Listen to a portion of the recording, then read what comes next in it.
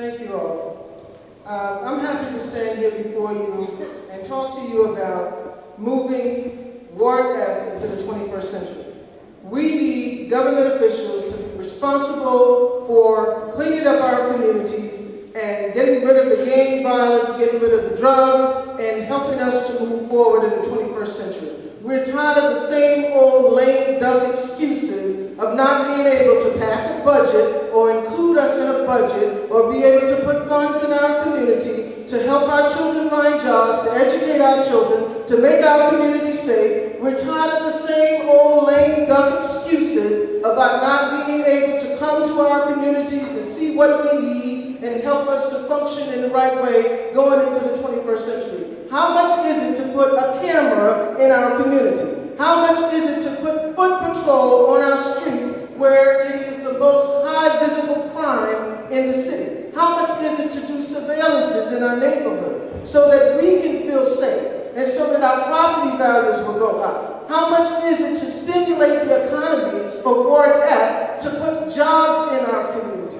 They talk a lot of talk, but does your community reflect your tax dollars? It's what you're paying out of your pocket time and time. Over 31 years I've lived in the same place paying higher and higher and higher taxes. And I'm still asking for Bergen Avenue to get a new street. How much is it for them to understand that the needs of our community, the goods and services, are not meeting our tax dollars? We constantly keep giving them the money every year, time and time and time again. Even those who live in the apartment buildings and pay rent. Your landlord got to pay taxes to keep a roof over your head. We pay taxes in the goods and services that we buy. How long do we have to stand before our government and ask them to please recognize Ward F as a citizen of Jersey City, paying taxes like everyone else, needing goods and services, and we're not receiving that. We're not receiving the safety of our communities. Jobs and businesses cannot thrive in our communities because they don't feel safe.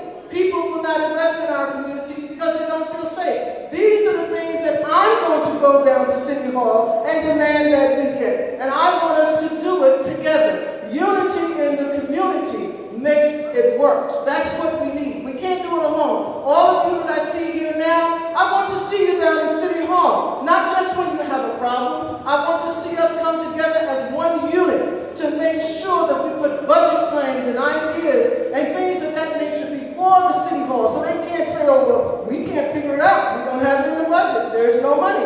Well, let us make ideas and come together with budget plans so we can give them ideas. We can give them what we need in our community and how it's going to be figured out.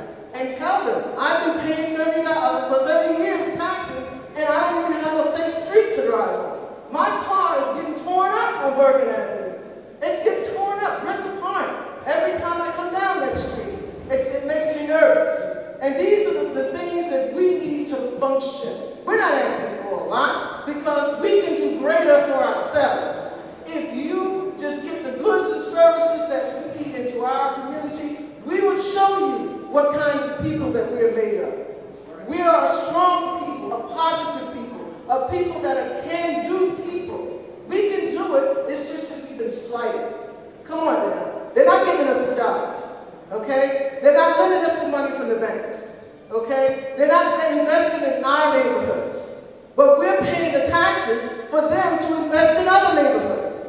So when are we going to say enough is enough? That's when you will see change.